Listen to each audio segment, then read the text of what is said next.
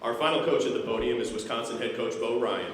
Ryan enters his 14th year at the helm of the Badger program and brings back 4 starters and 11 letter winners from last year's team that advanced to the Final Four, including preseason All Big Ten selections Sam Decker and Frank Kaminsky. The Badgers are also this year's unanimous pick to win the Big Ten championship. Coach, welcome. Go ahead with an opening statement, then we'll go ahead and open it up for questions. Well, after that, let's just end the season right there. I haven't heard that many nice things said up here in my other 13 years, so thanks. On behalf of the players, the run these guys made, I was happy to be a part of that, and I couldn't have been around a better group of young men. I thought they handled everything real well, very proud of them. And now we got some work to do.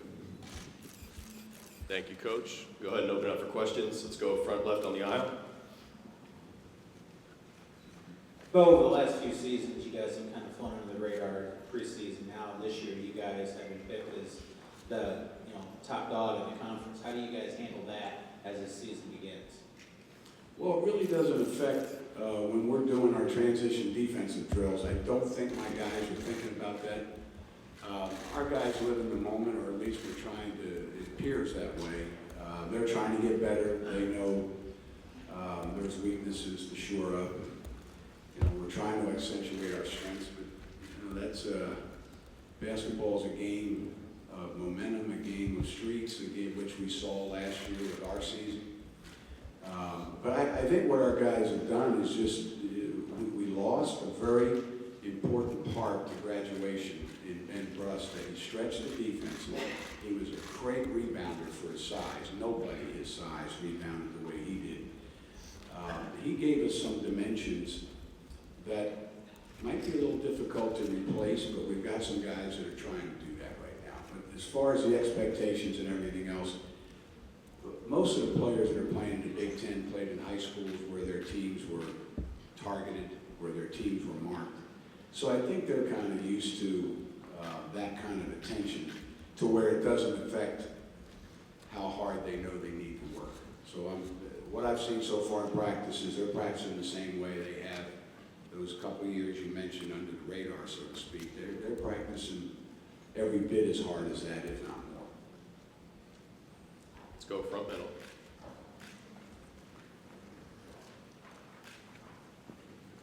Hi, Coach. Sam Brief with Bucky's fifth quarter. You talked about the loss of Ben Brust to graduation. How much confidence do you have in underclassmen like Bronson Koenig and Nigel Hayes to pick up that production? Well, we're hoping for some surprises. Not a lot of questions last year were asked about Nigel Hayes or Bronson Koenig last year. So the fact that you're mentioning their names now is that they've had some experience. They've been in the mix. They've been under fire. So hopefully that translates into a more mature, physically and mentally approach when they get on the court. So we're going to need that. Let's go back left-hand side.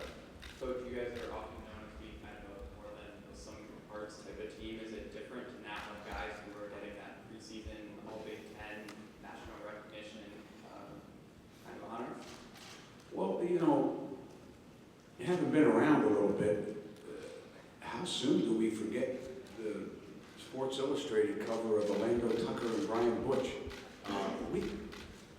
Devin Harris played in our program. Jordan Taylor. We've had first team All Big Ten guys. I think what you're referring to, though, is that collectively, for a couple players, or even more so, 6th man of the year last year in a Nigel Hayes. When you say some of the parts, there are good players throughout the league on every team, and it's how that mixture plays off of one another that usually makes the difference in how your season comes out. Last year, I thought our guys played off of each other as well as anybody in the country, and therefore I thought that was the reason for the run that we made again. But we've had parts before that got some attention. Let's go left-hand side in the middle. Bo, Bob Baskets, Columbus Dispatch. Back in the day when there were 11 teams in this conference, you were the one guy that said, let's play 20 games in the regular season and make it even. Now that conference, does the 8-1 place that you're gonna have going forward, does it bother you? What's your opinion on it? Let's play 26. Ernie Banks said, let's play 2, didn't he? So, no. 20 would be great. Scheduling is so hard nowadays. I've said this before, so I'm not going to beat a drum here about scheduling. But to play the RPI teams in order to play where their RPIs will be at the time, to play 20 games in our league, I think it'd be great for the league. If we could squeeze it in, if we could do it. There's a lot of other factors. It's not like Mark Rudner sits up at night thinking, oh, good, let's see if we can't get 20 or 22 league games scheduled in here. I don't think he's looking at that. I think there's been some test runs at looking at things. I would not be opposed to playing 20 at all.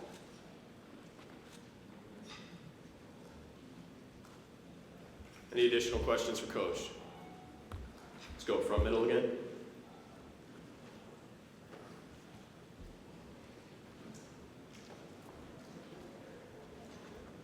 Coach, after making the Final Four last year for the first time since 2000, what types of challenges are ahead of you in trying to return to that big stage?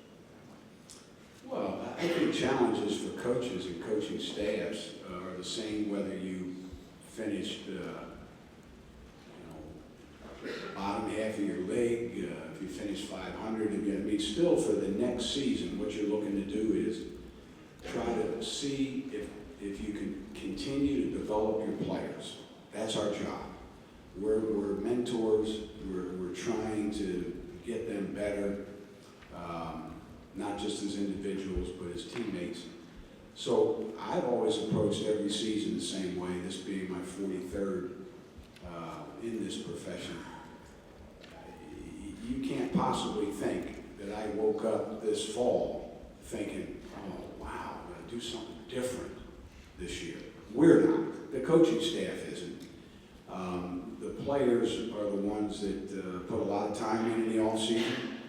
The returning players, they're hoping that pays off.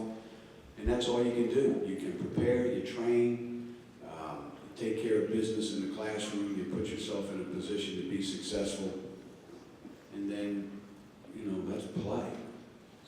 The conversation is great, and that's what everybody in this room is involved with, conversation about our teams. And it's great because the sport couldn't be any more popular than it is right now. Our league couldn't be any better. I mean, with the size and the areas that we're into now, all the people that are going to see us will lead the country again in attendance. For us, we know that every night we play in the Big Ten, for example, there's going to be a great crowd, going to be a great venue, the best competition. So that, for us, we're going to do what we do, and the players are going to be finding out more about themselves as we go along, once we start playing non-conference and preparing for the Big Ten. Got one final question on the right-hand side. But what sort of impact along those lines do you see the expansion having on the league and on your program? The last part? From a competitive standpoint and a recruiting standpoint, what sort of impact do you see the expansion having on the league and on your program? Well, it can only help. I started as an assistant in the 70s. We were able to get some players from the East. Wes Matthews from from Bridgeport. I wish I had him in Platteville. The Gregory brothers from Coolidge High in D.C., Larry Petty from Power Memorial, Danny Hastings out of Philly. Well, then the 80s came, and the Big East came in, and the players from the East were not traveling to the Midwest anywhere near the numbers they were before. So when you ask a person like myself that saw that happen, now you're opening up the East more to the Midwest. And you're also opening up the Midwest for people who maybe want to go to the shore in the off season. If we lose some recruits because they want to go to the Jersey Shore, That's gonna hurt. I go to the Jersey Shore every summer. But it's opened up more recruiting areas for the teams that have been added and for the teams that have already been in existence in the Big Ten.